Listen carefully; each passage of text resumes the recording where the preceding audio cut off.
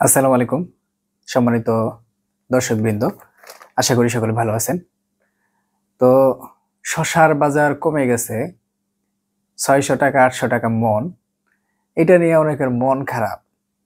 মানে কৃষক কিভাবে বাঁচবে? কৃষক একেবারে ধরা খেয়ে গেল। ৬০০ ৮০০ টাকা মন হইলে পোষাবে না, কৃষকের লস। এরকম কিছু বিভিন্ন জায়গায় কমেন্ট দেখা যায় আমার ভিডিওতে, আরো বিভিন্ন জায়গায় আমি দেখি। তো এটা নিয়ে আসলে আসেন একটু কথা বলি। আজকে হচ্ছে আপনার 15 তারিখ আর কি। এখন রাত বাজে 1টা। হ্যাঁ, 15 তারিখ, 14 তারিখ শুক্রবার চলে গেছে। তো 13টা রমজান চলে গেছে। শসার বাজার যে কমবে এটা কি আমরা আগে থেকে জানতাম না, বা এটা অনুমেয় ছিল না বিষয়টা, যে রমজানের পহেলা সপ্তাহের পরে শসার বাজার কমে যাবে। এটা তো আমিও আমার ভিডিওতে বলে দিচ্ছি, অনেক মানুষই বলছে। এটা আমরা জানি শসার বাজার কমবে। তাহলে শসার বাজার 600 800, এটা নিয়ে তো চিন্তা কেন? মানে তো মন খারাপ করার কি আছে? আমি আসলে বুঝি না বিষয়টা। 800 টাকা পেলে তো এটা আলহামদুলিল্লাহ বইলা খুশি হওয়া উচিত। 600 টাকা না হয় একটু কম, তো 800 টাকাও ভালো বাজার। হ্যাঁ, কিন্তু কিছু কিছু মানুষের মানে এমন অবস্থা, একেবারে মাথা ছেড়ে দেওয়ার অবস্থা। কেরে ভাই এই অবস্থা হবে কেন? মানে আপনার কি ওই সারা মাসি সারা রমজানে কি আপনি হচ্ছে 2000 টাকা মন বা 50 টাকা কেজি চান? এটা কি মানে কোনো ইয়া হইলো, যৌক্তিক বিষয় হইলো? তাহলে সাধারণ মানুষ কিনা খাবে কেমনে? ভোক্তা যারা আছে তারা বাঁচবে কেমনে? আপনি 50 টাকা বিক্রি করলে তো ওই খুচরা যারা ব্যাপারী আছে তারা কিনা নিয়ে 100 টাকা কেজি বিক্রি করবে। তাহলে সাধারণ মানুষ খাবে কেমনে?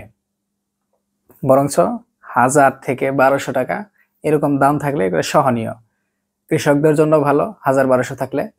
আর যারা ভোক্তা আছে এরা একটু কম দামে কিনতে পারে। কিন্তু 1000-এর নিচে নামলে এটা একটু কম হয়ে যায়। 800 টাকাও সহনীয়, 600 টাকা বেশি কম হয়ে যায়।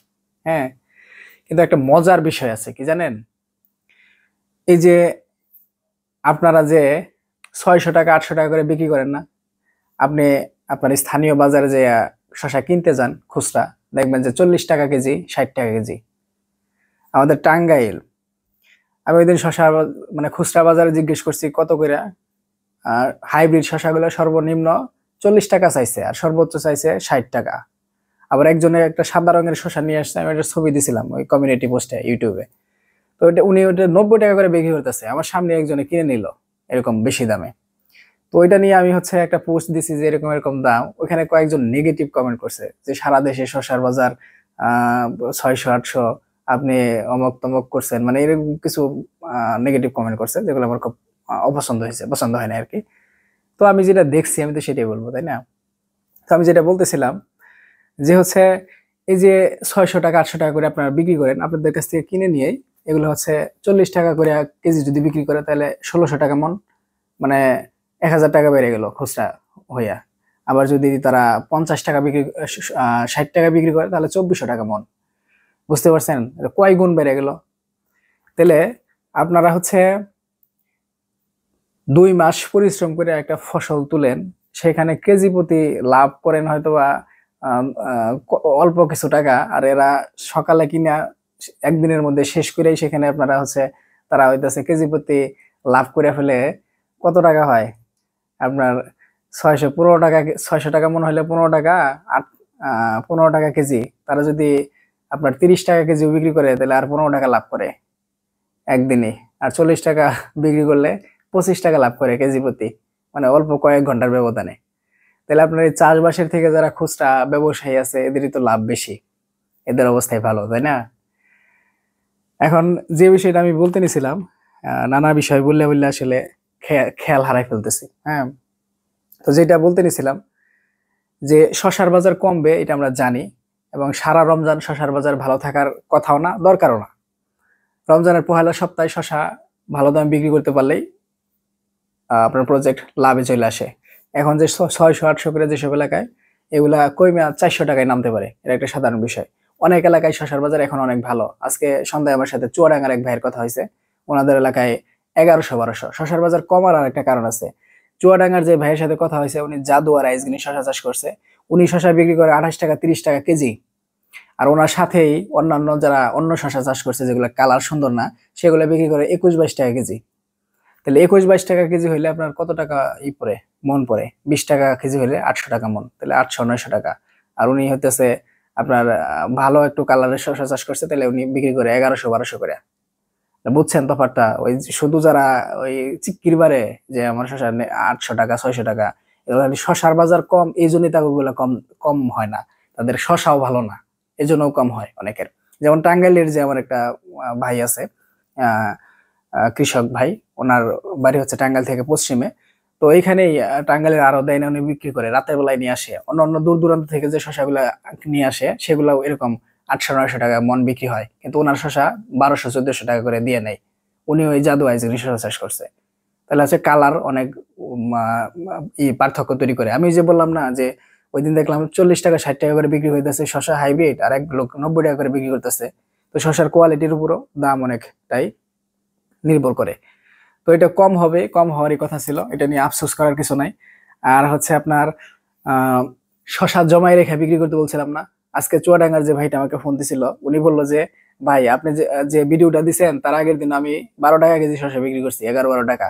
তারপরে আপনার ভিডিও দেখে আমি খেতে শসা জমাই রাখছি 21 মন, বেটা 21 মন শসা জমাই রাখছিল এই লোকটা। 21 মন শসা সে হইতেছে আপনার 48 টাকা কেজি বিক্রি করছে মনে হয়, এরকম বললো 47-48 টাকা কেজি দরে। তাতে তার হচ্ছে একদিনে সে 36,000 টাকার শসা বিক্রি করছে। বলতেছে ভাই আমরা ওই একদিনে আমার ক্ষেতের সব খরচ উঠে গেছে, একদিনে 36,000 টাকার শসা বিক্রি করছে। তারপরে বললো যে যে ভাই যে শসাগুলা পাইকা গেছিল, বড় হয়ে গেছিল, সেগুলো আমি 27 টাকা কেজি বিক্রি করছি। এই কথা বলছে। আপনাদের যদি কারো নাম্বার প্রয়োজন হয় আমার কাছ থেকে নাম্বার নিয়েন। হ্যাঁ, আর ওই ভাই যদি দেখেন আমার ভিডিওটা, তাহলে আমার ভিডিওতে একটা কমেন্ট করেন, আপনি বলছেন যে আমার ভিডিও নাকি রেগুলার দেখেন। তো সে হচ্ছে এরকম দামে বিক্রি করছে। আবার এরকম করে শসা জমাই রেখে আবার কেউ কেউ কমেন্ট করে যে তারা নাকি ভালো দাম পায় না, হাবি জাবি।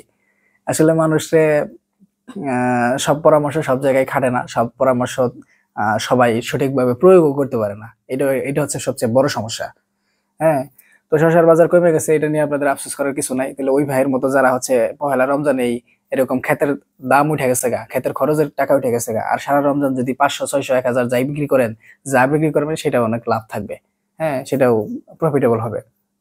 তারপরে আর যে কথাটা বলবো, আপনি চোখের সামনেই দেখতেছেন যে আপনার কাছ থেকে 600 টাকা 800 টাকা মন নিয়া ওরা বৈশা বৈশা আপনার 1600 টাকা মন 2400 টাকা মন বিক্রি করতেছে। তাহলে আপনি ক্ষেতের মধ্যে কামলা খাটতে পারেন, একেবারে শ্রমিকের কাজ করতে পারেন। তাহলে ওই হাটের দিন হইলে, অথবা প্রতিটা দিনই কোথাও না কোথাও হাট থাকে আপনার উপজেলায়, দুইটা লোক রাখেন 500 টাকা দিয়া, একটা ভ্যান ভাড়া করেন, কয়েক বস্তা শসা একটা বাজার নিয়ে নামাইয়া ওখানে আপনি তাদের দিয়ে বসাই দেন, দাঁড়িপাল্লা দিয়ে অথবা ডিজিটাল স্কেল দিয়া, ওখানে বসে বসে তারা খুচরা বিক্রি করুক না। তাহলে তো তারা হচ্ছে আপনার ওই 1600 টাকা 2400 টাকা মন ধরে বিক্রি করতে পারে খুচরা। অন্য লোকেরা বিক্রি করতেছে যেখানে আপনার 1600 টাকা, সেখানে আপনি আরো 10 টাকা কমে 1200 টাকা মন ধরে বিক্রি করেন, সমস্যা কি? তাহলে তো আপনার ওই 600 টাকা মন ধরে বিক্রি করা লাগতেছে না। 10 মন শসা বিক্রি করলে দেখবেন যে আপনার ওই শ্রমিকের টাকা পয়সা দিয়েও আপনার অনেক টাকা বেঁচে যাইতেছে, অনেক টাকা লাভ থাকতেছে। তাহলে হচ্ছে এইভাবে আপনারা কাজগুলো করতে পারেন। শুধু ওই শসার দাম কম, এইটা সেটা, এগুলো দাম কমবেই। হ্যাঁ, এগুলা কৃষি ক্ষেত্রে ঝুঁকি আছে। এখন দাম কমছে, আবার শেষের দিকে যে বাড়তে পারে, অথবা এর থেকেও কমতে পারে। কিন্তু মোট কথা হচ্ছে যে পহেলা সপ্তাহ তো বাজার ভালো থাকে। যারা বুদ্ধিমান তারা ওইভাবেই শসা চাষ করছে এবং পহেলা সপ্তাহে তাদের লাভ এসে গেছে। আমি ওইভাবেই শিডিউল করে দিছিলাম। যারা যারা আমার শিডিউল দেখে চাষ করছেন, আশা করি সকলেই লাভবান হয়েছেন। তো কেউ যদি ক্ষতিগ্রস্ত হয়ে থাকেন, সেখানে আমার শিডিউলে বা আমার পরামর্শে ভুল আছে না আপনার নিজের কার্যক্রমে ভুল আছে, এটা একটু খতিয়ে দেখবেন। হ্যাঁ, কারণ হচ্ছে আমার সাথে যারা যোগাযোগ করে, আমার পরামর্শে যারা চাষবাস করছে, ম্যাক্সিমাম ম্যাক্সিমাম না সবাই ক্ষতিগ্রস্ত হয়েছে। এখন পর্যন্ত আমি এমন কেউ শুনি নাই। আজকে একটা কমেন্ট করছে একজনে, এই এই কথাটা আমি এই জন্যই বললাম। একজনে কমেন্ট করছে কি, ভাই আপনার পরামর্শে চাষ করে তো, শসা চাষ করে তো অনেকেই ক্ষতিগ্রস্ত হয়েছে, এখন আবার মরিচ চাষ করার পরামর্শ দিতেছেন আবার ক্ষতিগ্রস্ত করার জন্য, মানে এরকম একটা কমেন্ট করছে। এটা দেখে আমার খুব মেজাজ খারাপ হয়েছে। আসলে কেউ ভালো কিছু করতে চাইলে, ভালো পরামর্শ দিতে নিলে মানে অনেকের আবার অসুবিধা হয়ে যায়। আমি অনেক ভিডিও করি, অনেক দোষ ত্রুটি দেখাই অন্য লোকের বা অন্য কিছুর, আমি খোলাখুলি বললাম না। তো ওইগুলাই আবার অনেকের ব্যবসার ক্ষতি হয়, অনেকের বিভিন্ন ধরনের ক্ষতি হয়। তো তাদের কিছু দোসর সহকর্মী সহযোগী আছে, তারা নিজেরা আছে, এই সমস্ত লোক এসে আবার আমাকে এখানে আজে বাজে কমেন্ট করার চেষ্টা করবে, আমি বিষয়গুলো বুঝি। তো এগুলা বললে অনেকের ক্ষতি হয় আমি উচিত কথা বললে। তো এগুলা নিয়ে আমি আসলে কিছু মনে করি না, তারপরেও বিষয়টা আমার একটু কষ্ট লাগছে যে মানুষকে ভালো পরামর্শ দিলেও মানুষ কোনো না কোনো ভুল ধরবেই। তো যাই হোক, ধন্যবাদ আপনাদের সকলকে ভিডিও দেখার জন্য। ভালো থাকবেন সবাই। আসসালামু আলাইকুম, আল্লাহ হাফেজ।